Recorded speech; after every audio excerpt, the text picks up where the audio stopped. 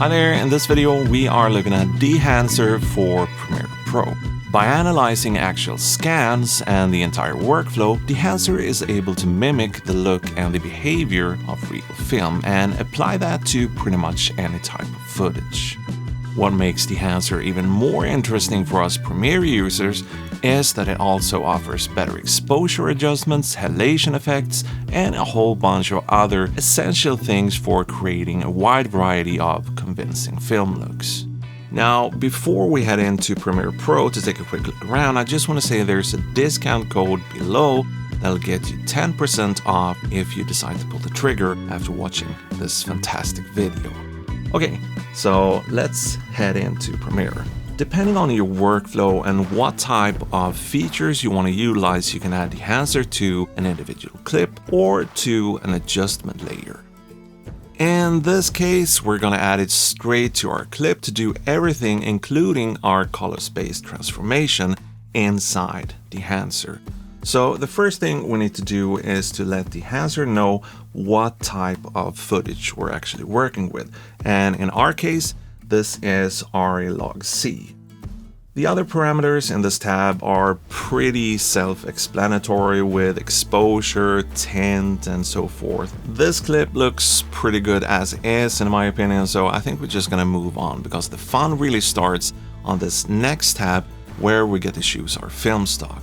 Now, Kodak Vision 3 is one of the most popular film stocks today, and it also happens to be the default film stock in Dehancer. But there's a whole bunch of other options here, from motion picture to still profiles in both tungsten and daylight. I think there's even an infrared profile if you're into that kind of look. But let's stick to Kodak Vision 3 and move on to the next tab. Normally, you would head down to the Expand tab after you've selected your film stock, but as we're kind of working our way down in chronological order, we're gonna get there in just a few seconds. Now, the Film Developer tab is a great example of just how much effort have been put in to kind of mimic the analog workflow, as we're actually allowed to alter how our film stock is developed. An oversimplified way of kind of explaining what you're gonna get if you start moving these things around is something similar to clarity or dehaze inside of Lightroom, but we also get control over our saturation and color separation inside the Film Developer tab. Next up is film compression. Now, film compression will give you that smooth and nice looking highlight roll-off film is kind of known for.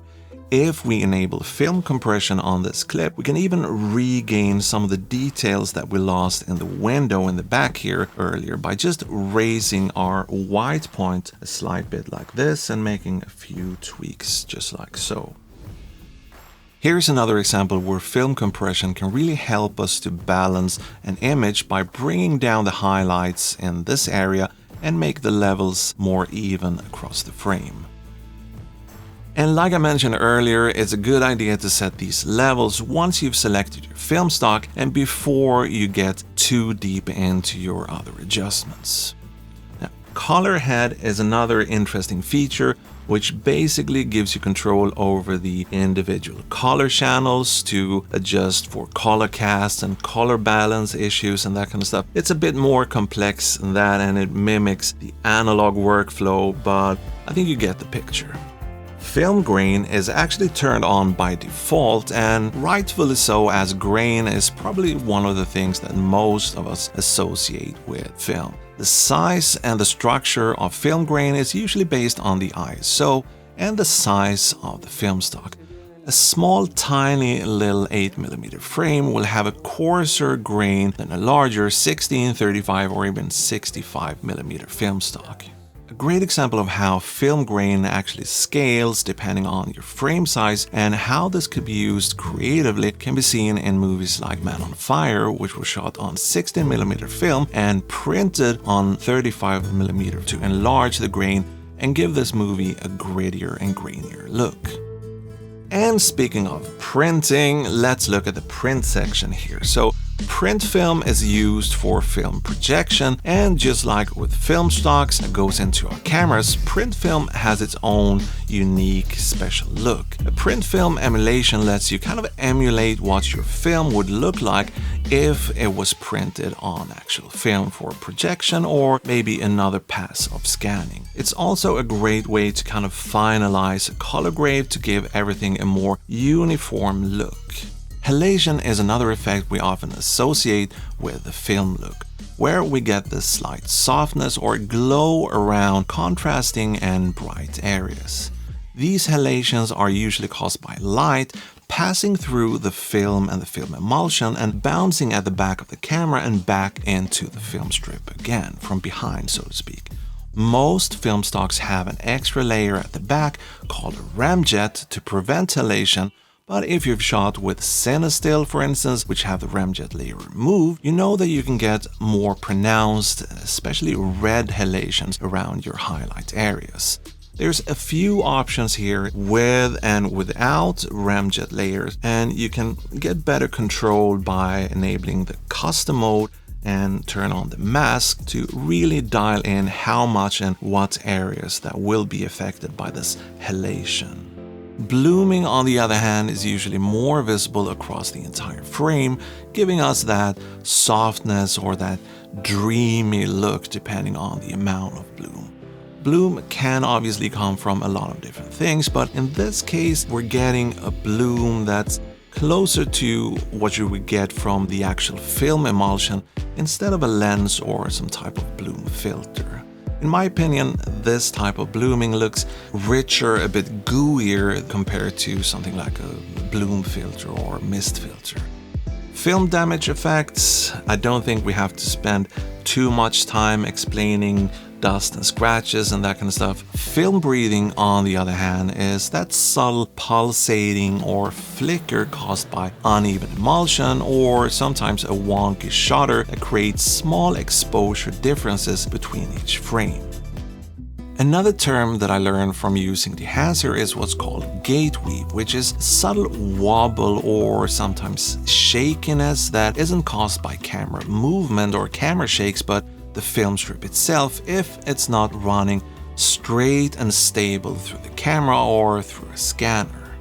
Today it's pretty common to add stabilization when you're scanning films with gate weave, but just a tiny bit of that little wobble can definitely help you sell a convincing film look.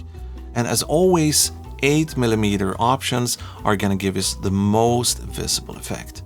Overscans is another fun one if you like to use film borders and perforations to your footage. There's a whole bunch of different options here when it comes to 3 and 4 perf and aspect ratios and that kind of stuff. And you can also do things like crank up the exposure to increase the bleed all the way into the actual frame, which will obviously give you a more convincing overscan effect compared to the use of a regular overlay and that kind of stuff. So, who is this for and is it worth getting? If we start with the first question, I think it's a great tool for filmmakers, content creators, and colorists who do a lot of stylized work.